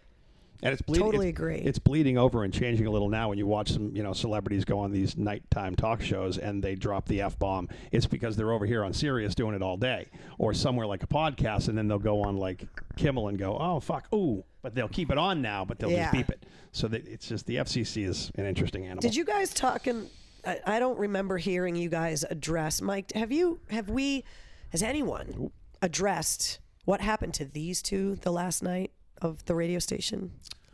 Well, what did I do? Well, I don't know about Isaiah. He hugged me for an hour, an appropriate amount of time, although I couldn't say anything because midnight had come and gone and I was no longer an employee. So I just went straight to the police. Out of everyone that was there, 3 people got dismantled. Oh, yeah. And those 3 people did not include you and I. No, we didn't drink until midnight. After midnight, we drank those bottles out in the parking lot. Was that bad? You guys had to be taken care of. Yeah. You're welcome. You definitely did. I don't know what happened to Isaiah. I was wandering down Western Avenue. I don't either. You wandered into the night. Shit-faced. Josh was like, man, I really is working with you. I'm like, okay, why don't you sit here, and when I'm done with my stuff, I will drive you home. I was like, if anybody deserves to be sloppy drunk and taken care of, it's me and Mike. No. I thought we and were me all and on the Mike same were level. like, we got to get this audio together. Yeah, we got to do make this. sure everything's I'll be all here tomorrow. We're gonna organized. edit this, and My I got plan was to not drink, but I had to Isaiah drive Josh home. Don't blame me. Tell where was Josh? Josh, okay, so I said, stay here. We're like, it's another studio. I said, just sit here and wait. I go and I'm talking to Carrie and Joe Calgaro, and we're just kind of summing up the night or whatever. And I go back in there. Josh is gone. I text him, no answer. When I drink, call I him, disappear. So. No answer. So I'm like, oh, crap. I hope he didn't drive home. Yeah. Because he was just out of his fucking mind. I would So never do that. walk outside to my car, and I look up the street on Leo Birmingham Parkway there, and I see a car parked like against the grass where the old mafia guys play bocce over there. Yep. And it's running, and I'm like, huh. And I get closer. I'm like, oh, okay, that's Josh's car. I'm thinking he passed out in his car. He did. I walk up. Josh is sitting in the back seat on his phone, and I like knock on the window like a cop, and he's like, ah! And I'm like, what the fuck are you doing? He goes, well, if you sit in the front, they can bust you for drunk driving. So I'm sitting in the back. I'm like, yeah, the car's running. Yeah, you can't have the key in the ignition, you doofus. I don't have one of those keys. So it was just a hub? Yeah. It's in my pocket. So I had to drive him I don't know home what the wording on the lie is. back to Holliston, and it was just like the whole time. You guys owe us a sloppy drunk night where you Yeah, have to take you care guys- of done. us. Yes. Done. Because that hasn't. Have you gotten sloppy, like passed out, puke on yourself, drunk yet? I didn't haven't. pass out or puke. I No, did no, get a little since. drunk. Since. She's saying Like since. since we went off the air, like I have not had that night where I like Just got dismantled. just got dismantled. I Me haven't, we have neither. some I haven't options done it behind yet. me Yeah. right And we here. can start now I know. in the war room. I mean, it's what time is it? Is it past noon? Yeah, it is past noon. That cabinet kind of looks like the cabinet that had a Sex Panther in it. And It does look like this. Yes. The Musk cabinet. Yes. Is there Sex Panther in there? Oh my God! Nice choice. Stings the nostrils. Let's not get away from that. 100%. You want to get shit faced? I will take care of you. Yeah, you owe us. You Yeah, guys you owe guys us. owe us a ride. It's not like I took my pants Like a off. get or out of anything. jail. Right. Yeah, but you were aggressively hugging. Like You you, were wouldn't let go hugging of me me. at like 10:30, and I was like, "Bro, we're on the air for another hour and a Yeah. half. Can you let the fuck go He of my kept neck doing right it. now?" I was just And then emotional. afterwards, I was the last time I emotional. saw Yeah. him, he wouldn't let go. Yeah. To the point where I was like, okay, buddy. Okay. You're, and you're a then big Joe, guy, Isaiah. It's hard to unhug you And sometimes. Joe walked up behind him and looked at me, and I'm like, I'm okay. Okay. No, it's fine. Because Joe don't- was like ready to pry him off I of don't me. fight. I hug. Yeah, aggressively. That's okay. Yeah. I usually don't drink tequila, but I mean, I I didn't have didn't want to be tequila. rude and turn it down. Can we thank all the people who brought Oh, my God. an inordinate amount of booze? The food and the booze. The first night, Joe had to order us pizza Right. because we had no food. There was nothing. Yeah. And then the second day, that Friday, people were dropping, like it was like drive-by liquoring. They just were, Yeah. the car was running. They were just dropping liquor bottles off on the steps and just taking off. And every single person, like all the former employees that showed up, everybody bought a bottle of something. Yeah. It, Tons it and was tons of booze insane. It was and a food. full, and there was no mixers. The soda machines were empty. Yeah. So people were just drinking straight out of the Right. bottle. They were drinking out of the One Thing Intercom coffee mugs. Save So the at least they were environment. being, they What's in weren't the leaving mug? a big Oh, $3,000 wine. Yeah, that's right. right. But yeah, thanks to all of those folks for the booze. I still have the half of that case of Budweiser that guy dropped off with his bottle of Jameson, and yeah, that was really nice. Yeah. It was you know what? Again, everyone going through it together. Right. The fact that listeners were like, this sucks so bad for me. It's got to be so much worse for Carrie and Shu, that they were like, like the fact that total strangers took the time out of their day to drive to the radio station Right. after going on a packy run for us to just bring us booze because they knew we were hurting. How special is that? Yeah. It's awesome. That's And it helped. It did help. Yeah. Afterwards, It helped. definitely helped. Have you drank all the booze? No, there's still like the thing is that I think for me, I'm still in such shock. And I mean, I was at that radio station since I was 18 years old. Right. It's the only radio station I've ever worked at. For me, it was like I feel like a baby bird that got kicked out of the nest. Like I'm still trying to figure out what the fuck to do. Right. So I have a plan and I'm working on a bunch of stuff, but I'm so focused on that that I haven't, like everybody's like, take some time off, go on Oh, yeah. vacation. I'm like, yeah. I gotta what pay the bills. fuck? I just lost my career. What do you mean? Yeah, there's no days off. Yeah, not right now. It's Yeah. like there's too much to do. Can you share any of it? Like a little tiny sneak There's peek? a lot of Mistress people. Carrie, ... There's a lot of people that are giving me suggestions on things that they think I should do. A And podcast called The War Room.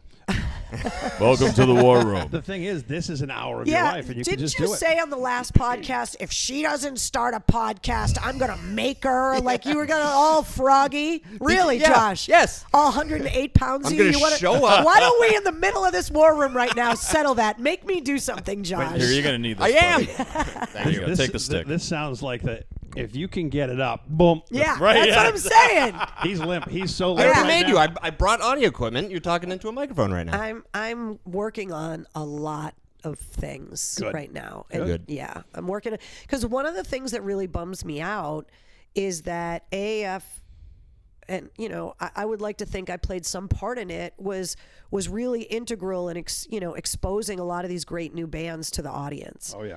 And we were talking about it earlier, there's no other place for, yes, you can Google this stuff and find them on the internet, but like, I really miss that part of my job was, to find these new bands and get to know them and introduce them to the audience and whatever. So I'm Do that. trying to find ways to stay involved with all of that. And, I have a lot to say, and there's a lot of things. So I'm working on a bunch of different things, but I can't talk about any of it yet. We talked about like Carmelita's show, Base Day Rock, gone. It's like, fuck, that was a thing for years. All the stuff you did as the music director and assistant program director. I mean, I noticed over the last, 6 months, it just amped up with the new music. Where the fuck does that go? Yeah. Okay, Hell Yeah is not advertising on ZLX. It's just not happening. Well, then there's new bands. There's bands like, Dirty Honey and Dinosaur Pile Up, and bands like I Prevail and Ice Nine Kills. What's that Canadian band? Blue Stones? Nickelback. Oh, the Blue Stones, yeah. Nickelback. They're great. Come on, Josh. VTL. Nickelback at one point was a brand new band, right? And we were one of the first radio stations in the country to play them. And you can rip on Nickelback all you want because it's the cool thing to do. Yeah, they sold like 50 million albums. Somebody likes them, right? They sell out Dimebag every Darrell arena. was a fan, so if he can like Nickelback, everyone else can fuck off. They sell out everywhere they play. But I remember we were playing Leader of Men. Yep. And they were a brand new band. Yep. And that was that day we were talking to Ozone about. Yeah. Where he had those guys in this other brand new band, Three Doors Down, came in the same day. Yep. To play, and then they played our Halloween party. Yeah, I interviewed Chad Kruger from Nickelback backstage, and he again was another rock star that found out about my feet. And he gave me a foot massage during the interview. I have pictures of him. Too? No, but I had dressed up as like a businesswoman. I wore like a business suit and like pearls and put my hair up. Nobody recognized me. And I wore fucking heels and was walking around our Halloween party in like heels, which I hate. And my feet hurt, and I was bitching about it during the interview, and he took my heels off and was rubbing my feet for me during the interview. You have pictures of that? Of course I do. Oh, my God.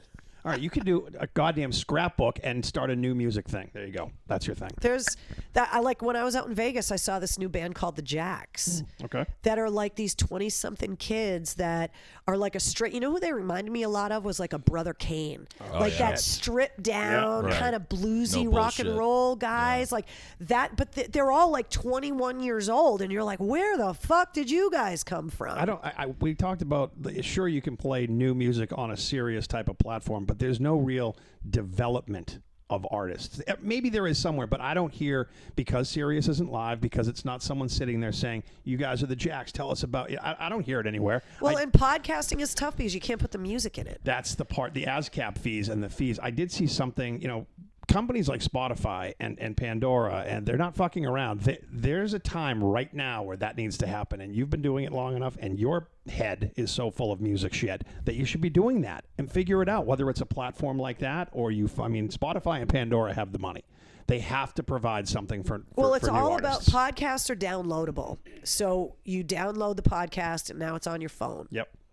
If you put music in it, you've fee. Now, not just a fee, you've distributed the music. It goes back to the old, Napster thing, whereas you can't put the music in the podcast because you're downloading. That's why whenever we would like put our shows up for podcasts on the AAF website, we'd have to go in and take the music out because you can't distribute other people's copyrighted material in downloadable podcasts. Somebody has to come up with it. There has to be a record company that will say, fuck it, I'll pay the fees to cover that, because this whole new music thing in the rock genre, I certainly know that the top 40 in country horseshit get distributed everywhere. There's actually a model for that. Okay. Came out in, I believe it was 1980. It was called MTV. And so what they did was they told the record companies, if you want to put videos on here, you have to produce them. MTV didn't have to pay a dime for anything. They covered the cost. The record company produced the videos. They did all that themselves, gave MTV the content for it. And it worked for them up until a point. And then MTV got huge, and the record companies were like, okay, it's time to say fuck you. Yeah. That's going to cost. But then what did MTV do? They stopped playing videos. Well, they did, right, but they made Thriller. They got with Michael Jackson, and they said, okay, we'll make a video, and they made Thriller. Right. With Michael Jackson. And we're John like, Landis. what do you got, everyone else? Yeah, right. Here's a 15-minute movie. Fuck off. Yeah. What do you got? Now MTV has Room Raiders. Pimp My Ride. Right. What was the first stupid celebrity reality show on that channel? Real World? Was it The Real World? Was that the first one? That was the first, That's reality the show. spawn Yeah. of that shit that's out now. What was the kid's name? Puck? I want to know where Oh, Puck right. is. Puck Yeah. died, didn't And he? then the Osbournes was really the first kind of celebrity-based reality where they were famous already. I liked it when they followed the dogs around. The dogs just shit everywhere. It was fucking great. Watching Ozzy pick up dog poop, I'm sorry. Like, I loved when he couldn't figure out how to use the TV remote watching the History Channel. I could not miss an episode of the Osbournes. Kelly Osbourne recently said that they're trying to resurrect the show and that they've made an offer that, you know, within the last 6 months that the family was like the best offer that they had been given. And I don't know. I don't know if I want to see that. I do. I love know. Ozzy Couple Osbourne episodes. so I much do that too. any way I can get access to him, I want it. But I he is don't so friggin' funny. Yeah, he is, but he's got some serious issues right now, and I just feel like they'd be exploiting those issues. Are they exploiting him, or is he just living his life? That. Like, Just- I'm not laughing at Ozzy because he would have mobility issues. I'm laughing at Ozzy because the shit that comes out of his mouth makes me laugh. He genuinely can't pick up the dog shit. He doesn't know what's going on. He's like, I don't know. Or not even that, but just hearing him, like, you have this idea about Ozzy as the Prince of Darkness, but he's like, well, first of all, I love British humor anyway. I love British accents. I love British humor. And he just makes me laugh. Like, in the funniest, stupidest ways, just telling jokes. I interviewed him a few times. Like, just talking to him about the Beatles. Like, Yeah, he loves the Beatles. I mean, Yeah. unreal. He's just such a funny, charismatic, interesting guy that I don't know. And the family is just so out of whack in the funniest of ways that I'm just like every married guy can relate to having an overbearing wife that tells him what to do all the time. Josh Dolan. What? Wow. Oh, I thought she was talking to me. Oh, wow. Of Of course doesn't not, tell me what honey. to do. No, that's ridiculous. How dare No, you. but that's what makes it funny is that you can imagine, like, even Ozzy is getting told. Right, the Prince of Pick Darkness. up your socks, Ozzy. That's what I laugh at. Sharon Not that runs the he's, shit. you know, that he's got Parkinson's or anything. Like, he just makes me laugh. I'd So watch I that. would watch it. I'd watch that. You know what should be part of this show? Your dogs. Oh, they're with the dog sitter right now. Really? Yeah. But your whole world is those dogs, man. Well, the one pug, Wednesday. She has an Instagram, by the way. Can I plug her Instagram? Oh, Yes, you plug absolutely. anything. Wednesday the Goth Pug on Instagram. You can follow her I'm exploits. sorry, but setting up an Instagram account for your pet is the same thing as making them wear clothes. I'm unemployed and need things to do to occupy my time. Put There's tho- got to put be that more down constructive and go things. get 'em. I'm There's not got to going be to more get the dogs. constructive. Let them It'd be be. great. I think my dog will follow your dog on Instagram. So Oh my God, what is wrong with you Mike, people? You used to Just have get a on board, You Mike. used to have a 3-legged dog. I had a 3-legged dog who didn't wear clothes and did not have any kind of social media platform. She would have had a great Instagram. right, huge See, followers. now if she had a reality show, would you be laughing at her because she had 3 legs, No. or would you just be laughing at her because Adina was funny? I laughed at her because she had 3 legs all the time. We named her Adina after Adina Monsoon, speaking of British humor, from Absolutely Fabulous. Yeah. Because every time Adina Monsoon would exit a car, she'd fall on the ground because she was fucked up. And that's what my dog used to do, but because she had 3 legs, so we named her Adina because she'd fall out of the car every time we took her somewhere. You're still on social media everywhere. Plug Yeah. that too. Where can people want to know what you're up to? So Well, that's where I'm going to make all of my announcements when it's time, is on all the social media stuff. So Twitter's at Mistress Carrie. Facebook and Instagram are still at Mistress Carrie WAAF for now, till I figure out how I'm going to rename them and what I want to rename them to. But yeah, keep your eyes on Facebook, Instagram, Twitter. I got TikTok, but I haven't really done anything yet. that's just another addiction level of video. Yeah. That fucking But you thing. know what? That's what bums me out about AAF not being there, because Mike Shue and I would be making epic TikTok videos if we were in the Right. studio right now. Right. Did you see the J-Lo A-Rod one where they Yes, swap that was clothes? disturbing. Yes. Mike, tell me if Disturbing. we made that video on TikTok, it Okay, wouldn't that be would be friggin' funny. awesome. No, that would be funny. That would be great. you still can. I'd have to get that Yeah, purple right. wig. You still can. And what are you going to be doing? We talked about kind of some things. I mean, There's things. There's people I'm talking to. There's things. don't rush me. pressure There's things. Don't rush me. Okay. You know what, dude? It's really hard to decide. No, I know, but I'm just saying. And you don't want to jump into something and have it Right. fail. Like, there's a lot of pressure to not fuck up what you do next. Yeah. I I get it. I started my own business. It's scary as fuck. It really Yeah. is. And I just didn't know if there were things swimming around because you definitely almost made love to her meat cutting machine. I know. I that mean, thing he is put so both sweet. hands on I that know. thing. He like was caressing Dude, the angles. Do you have anything? Do you have like a loaf or something? I don't have or a loaf roast of beef? anything. Everything you can is make a sliced. sweet roast beef sandwich. Yeah. right. You need I to mean, be if I had a known butcher. that that's what you wanted to do is come over here and cut meat like Peyton Manning, You know, whatever I can make. I you would a- have gotten a roast beef before you make got you a here. Reuben or Cut a that grinder. meat. Do you want a grinder? I can make a grinder. Oh my god, I didn't know you had the passion. I love it. He was making mimosas, and all of a sudden he's holding on to the side of his thing. That was I'm such like, an epic beautiful. fail that we left the champagne and the orange juice in the other Yeah. room, and we're all sitting here with empty mimosa We're out of shape. glasses. Fail. That's what it is. Also, Fired. these are the This is fanciest why you we stop all doing got it, you get out of fired. shape. You We know? sucked yeah. at our job. We're doing it wrong. you can't keep booze. Well, what in are we here. talking? There's booze right there. Oh, Yeah. I know. And Sex Panther. What's in those jars? I hope that- that's Is that like moonshine? booze and not some It's kind of urine moonshine. you're Oh. saving for the zombie apocalypse My friend or makes something. moonshine. That's Okay. moonshine. I bet you that clear one will get you fucked up. Oh, you still have some of that Kid Rock beer. Yeah, I kept the bottle. Yeah. Look at that. See that liquor next to the Kid Rock bottle? Yep. It's the bottle's wrapped in barbed wire. What is that? Is that I brought it vodka? home from South Africa. That's the last defense before you drink it. It's like, are Yeah. you really sure you want to drink Yeah, this? the bottle was wrapped, and I was convinced. I wrapped it up and put it in my suitcase that it wasn't going to make it through customs. Yeah, right. I was like, I That's a need weapon. this bottle. And then I brought a bottle of liquor back from Dracula's castle in Romania, and that's up there too. It's like Is that one of those skulls? It's in a potion bottle. No, that's Dan Aykroyd's vodka up there. Oh, nice. Have you watched the new Dracula on Netflix? No, not yet. Excellent. Yeah, Mike told it's on Yeah. my Good. list. It's It's really well good. done. I thought I was going to have a lot more time to binge things on Netflix now that I was unemployed, but I'm actually quite busy. Yep, good. But you have to watch that Dracula. Oh my God, that is Yeah. that is. and the new Spencer with Donnie Wahlberg. Or is it Yeah, Mark? I heard No, it's that's Marky great Mark. too. It's good. It's a lot of fun. I'm a big Spencer fan. My dad read the books, and he gave them to me to read, and I watched the Robert Urich series in the 80s. Okay. It's different, but it's a lot of fun. I have and a Eliza grudge against them, Schlesinger, You have a I grudge think she against- nails the accent. She's very. I saw her in the Yeah. commercial for it, like the preview for it, and it sounded pretty convincing. I think they may have modeled her on Danielle Murr because she's like outspoken, super sharp, and she runs a dog grooming place where she also fosters strays. That is Well, there you Danielle. go. Right? and that is- she's anal about punctuation and grammar. Big time. Maybe, yeah. Maybe. We need to get her on this podcast. we do. Oh my God. Say some things. Correct us for all of our Well, stupid they shit. filmed that locally.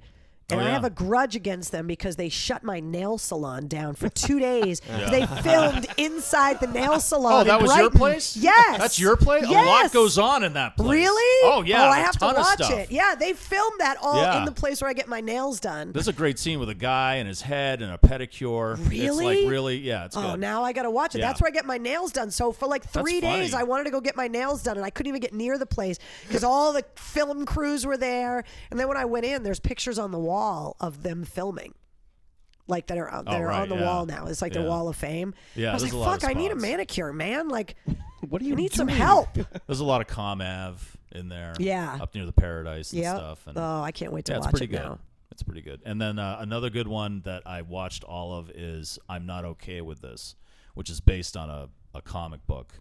But that's really good, too, because it's like one of those normal person doesn't know what to do with their superpowers Really? kind of thing. And it Oh, takes that's place in cool. a shitty town in Like Pennsylvania. Greatest American Hero. Remember that show? Oh, my God. Yes. You Why? didn't know you know how what? to use the cape? I don't like when they reboot or redo things, but I wouldn't mind seeing someone I loved that make show. a new Greatest You American got to do it right, Hero. though. You have to do Yeah. it right because you go into like Caddyshack too. I Fail. know, yeah. Fail. Awful. Blues Brothers 2000. Fail.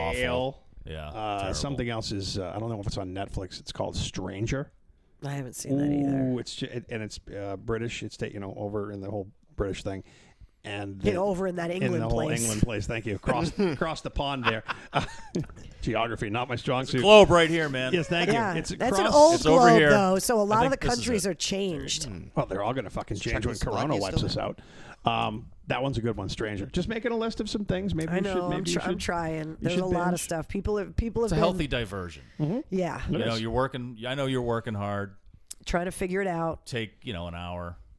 Just don't give myself watch a some mental TV. break. Yep. Yeah. Yep.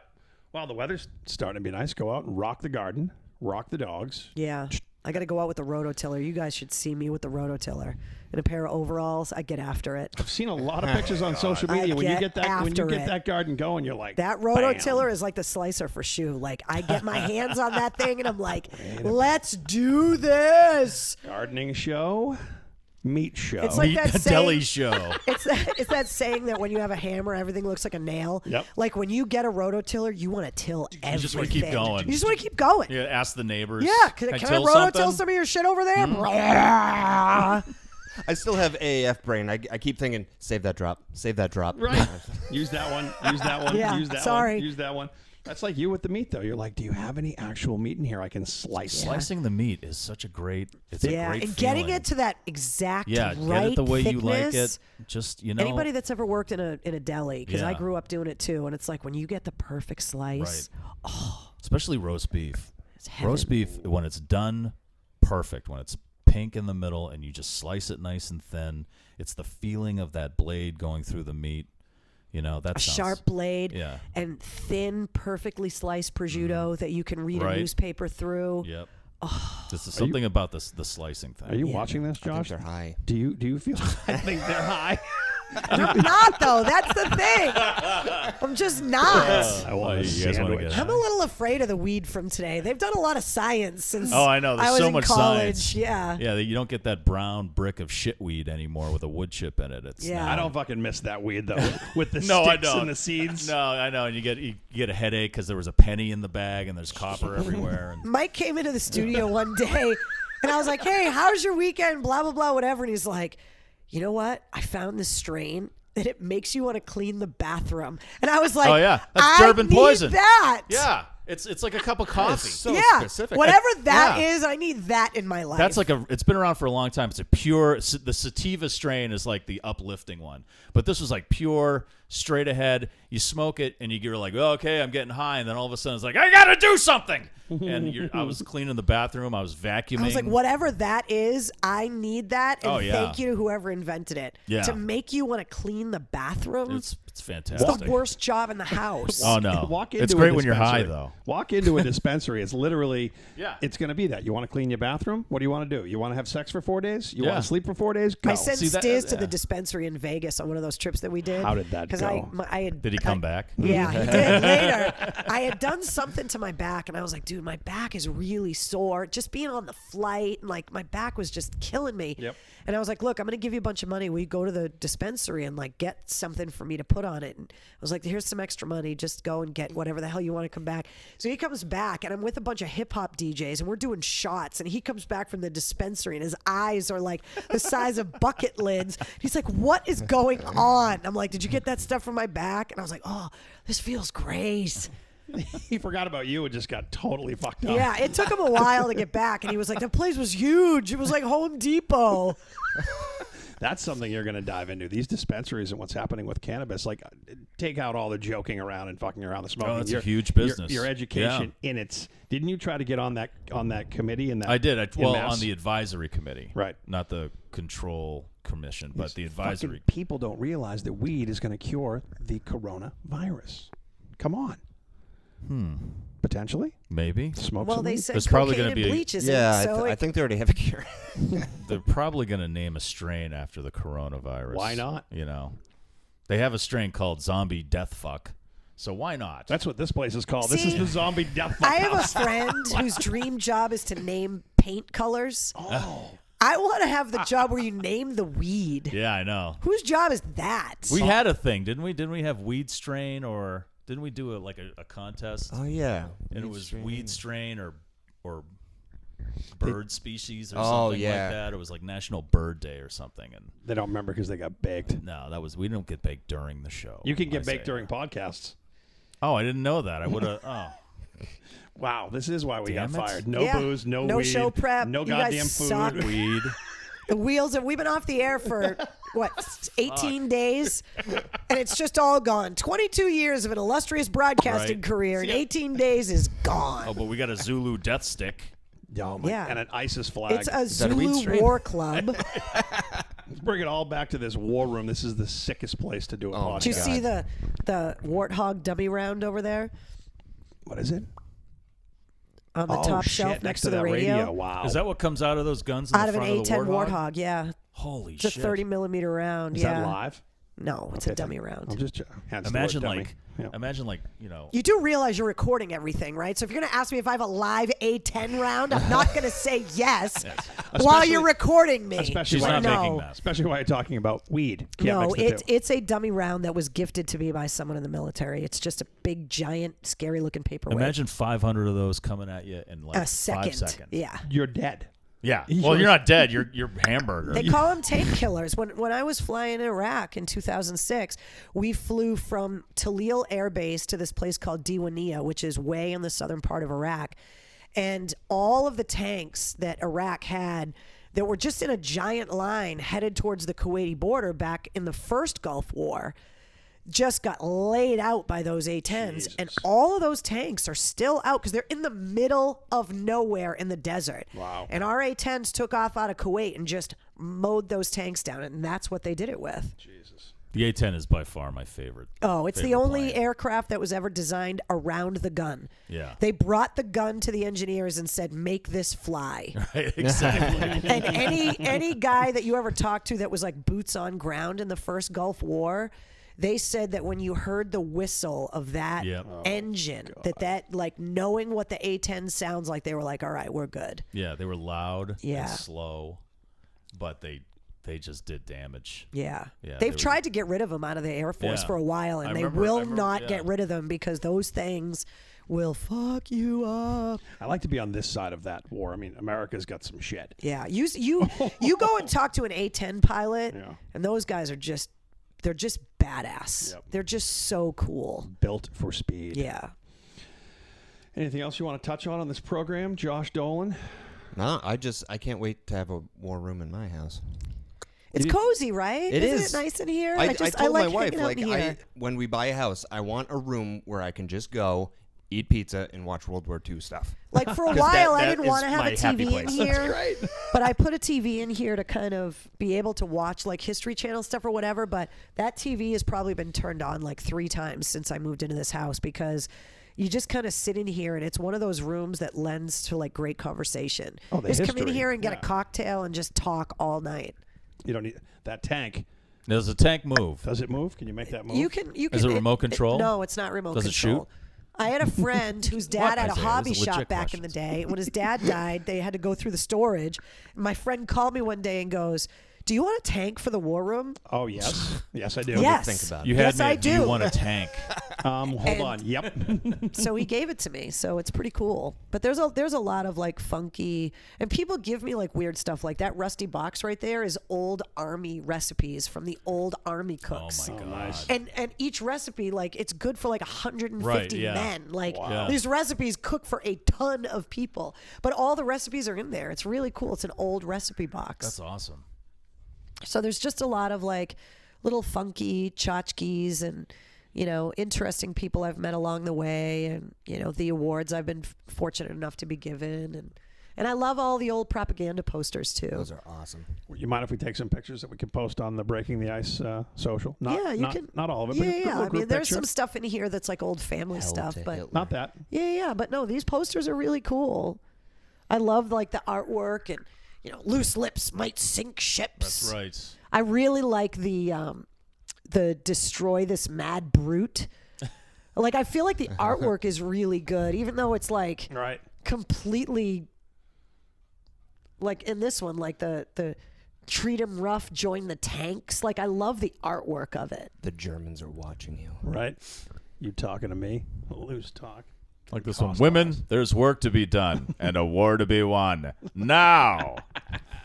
Yeah, it's like it's ludicrous, but at the same time, like, It's history. yeah, it's Yeah, it's it's great. history. Yeah, so I love having them up there, and Now, people my- always come in and laugh at them. To My hell with favorite Hitler. picture of Hitler. Well, I shouldn't say favorite. My That's Wow, the that's weirdest. just, my I favorite said that picture weird. of Hitler. Yeah. You know what he does every time? And podcast Yeah, over. no, This is No, how no, the- no, no. Watch this. This is how the goddamn thing's going to end. Go ahead. Okay. You fuck everyone up. Go ahead. The picture of Hitler I'm most fascinated with is he's standing in front of the Eiffel Tower, and he's just like I don't know. It's just so weird. He's just He's standing got there this like really happy look on his face. yeah. He's like I just took. He this looks shit. like he's but happy. It's just so weird because it's and like he's the, having a good time. Seems like a nice I want guy. Hitler to have a good time. It must have been so stressful. He's such a nice guy. He has such a strong work ethic. He So really we have does. some Patreon names to read. You want to give some people some shout-outs? Oh yeah, we got. Wait, we have ads? When people are giving us money for this. Yet. Wait, you guys are charging Suckers. money for this? Do I get cut in on the deal? How does this work? Oh, maybe we shouldn't have brought that Shit, up. why did we? What the fuck? You deal with, where's the stick? We gotta take the $32 we have and break it up 4 Yeah. ways now. Come on, man. Hey, that's $8. We'll That's buy a new sub, mic right? next week. So we got 3 people that signed up right away. People were actually asking for a Patreon. They're like, how can I sign? I want to send money. I want to help. And the first person to ever sign up, Paul Chadbourne II. What's up? I believe I might have met Paul Chadbourne. Is he the guy who makes trombones? I don't know. His name. See, showed that's up something on- that I've never met anyone that makes trombones. Yeah. Paul might. That's cool. He makes like trombones and French horns. I think this is the same guy. Huh. That I only know that because we've corresponded over social media. We're gonna over know the quickly years. when he hears this. I know, right? I'm not that douche. I don't make horns. And I'm gonna mess these up. Ashley Arsenu. How would you pronounce that? That's like any radio I'm glad we're event. prepared for this. Yeah. That's any radio It's event when podcast. you had to I pull can't names see. out of the Oh, hat God. Yeah. and go, Oh boy, no. Karen Oh, God, what do you Zipotowicz. do? Ah, Christ. Technology. And this is why they don't have Who is radio this? jobs This anymore. is, Fired. This is fucking embarrassing. Ashley Arsenault. And then Mary Acuna. Mary Acuna. It was nice to see I you, knew Gary. you'd know how to It's good to pronounce see you that. too. Thank you very much. Wow, these people, wow. Yeah. They actually gave money. Yeah, Yeah. divide Hey, by thanks 4. a lot, you guys. People are Just listening saying, and they want sitting over it here, to keep growing. also unemployed. Hey, I bought the champagne. that you left in the other room. It's nice and warm now. So bad. But that is good. Give that a pimp. You made a Patreon page. Yeah, and- patreon.com/BTI. for breaking the ice. And don't forget to subscribe. Oh, yeah, and, subscribe. rate us. You know, Review. give us a Leave a good review. rating, please. We got him to agree to do it every week. So maybe you want to play along. Not every week if you're busy, but other times. like that. Share some things. It's the Wild West. We can do whatever we want. and we can come here or whatever. I mean, this is the Send fun a part to text. sit here and. Wear a vest. Next time, Yeah. all 4 of us can get in the casket and try to do a podcast. Oh, there we go. Yes. Yes. Yeah. I will get in the podcast. Next episode, we're going to talk Casket. about pictures of Hitler and That's a whole other podcast. I like that poster up there with Hitler getting punched in the chin. I like that one too. That's Hell Josh's with least Hitler. favorite Josh picture. doesn't I like like- that one because he's apparently a fan of Hitler. I Should like we Hitler when he's happy. I like the happy Hitler. should we Oh, end this thing God. now that we talked about Hitler? You just broke the microphone. Oh, my Wow. God, Well, that's there's the all that Patreon second- money. Damn it. I have to buy a new We'll microphone. pay you This next is week, why Gary. we're fired. I had 2 This of is those why microphones. You everyone is broke the other fired. one when we were doing Dirty Water TV. He really broke it. That's why we can't have nice Oh, things. I get aggressive. That is why we can't have nice finally had things. 4 mics Keep your for a eyes on my social media page. I got stuff coming. Love you all. Bye. I did break this. You duct It's tape. breaking Just the fix ice, it with not duct break the tape. equipment, Isaiah. Son of a bitch.